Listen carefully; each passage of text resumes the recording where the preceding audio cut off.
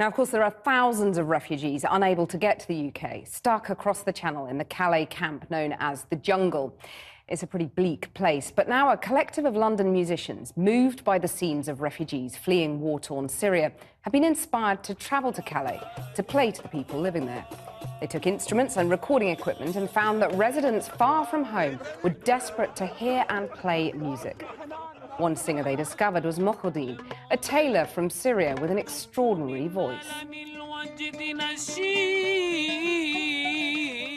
They recorded a ballad he'd written dedicated to the memory of his brother.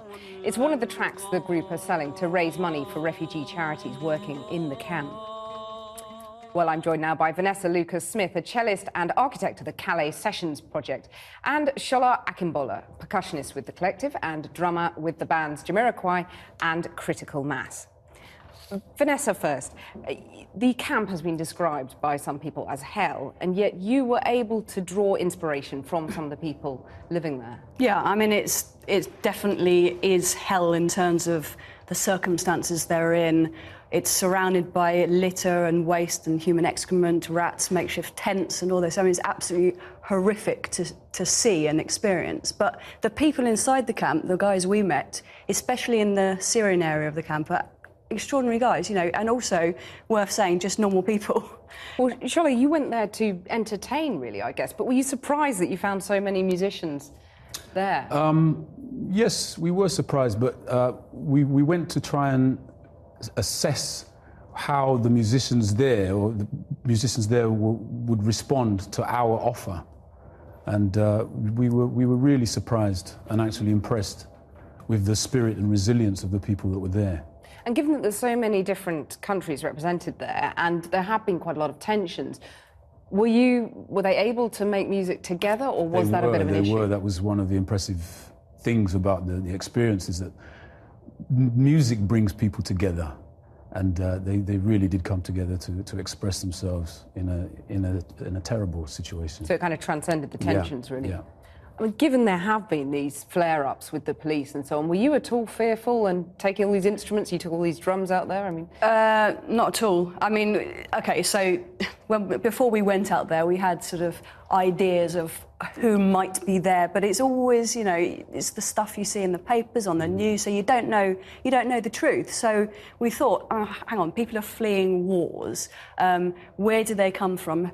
Who are they? And we thought, oh, come on, I'm sure they're normal people. So although some people go, oh, that must be a really dangerous place to go to, you know, why are you doing that? You think, well, actually, if you really think about it, they're just like us. And that was the real impression that we got immediately. The guys we met, professional, educated people, and great musicians. And the point of what we tried to do was not just to play at them, because we didn't want to do that. We wanted to see if they had let them have their voice on a platform. Because we, as musicians, we have our platform, we have our concert stage, we have our albums, we have our radio, we can go on the TV if we're lucky enough and all this, but they have no platform.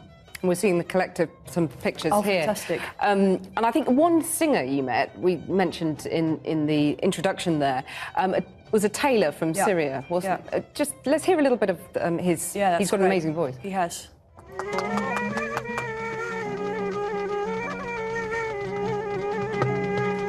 About to sing. Yes, here he is.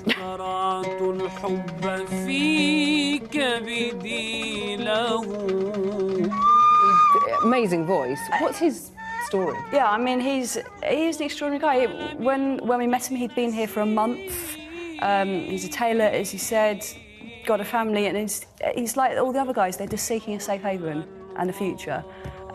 He has a diploma in music. He's got 2 university degrees, and the guys who we met when we first went into the camp were saying, "Oh, you've got to meet this guy. You've got to meet Mohoddin. He sings for us 4 or 5 times a week. He's absolutely fantastic, and the voice is extraordinary. You've got to meet him." And then at that point, we knew we had to record him. There are 6,000 refugees and migrants there. What do you say to people who say, "Well, look, the UK can't possibly say, come over here," you know, no matter how desperate their situation? I always think of Angela Merkel and Germany, that they've taken in something like 600,000 people, and they're going to take in another 1.5 million people. She's got into a lot of trouble with her voters, hasn't she? She's not popular over there. Germany's a big country.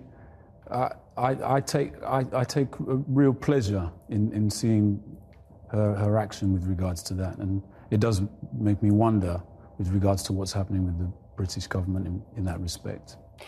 I mean, there are also others who will say, well, the altruism that you're showing, and others, obviously, could end up being a magnet for people to I've heard come. that I mean, as well. do you worry about that at all? I think, these people are determined, courageous. They just want a safe place to be and a future. That's the important thing. The number one message we got from people there was, we want the war to end so that we can go home.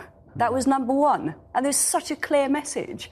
And then they want a future. They're really determined people, and determined people are always going to make those trips. I really believe that. I don't think that us being there is going to draw people in. I think they're just, yeah. Well, Vanessa Lucas-Smith and Shola Akínbọ́lá, thank you very much for joining me. Thank you.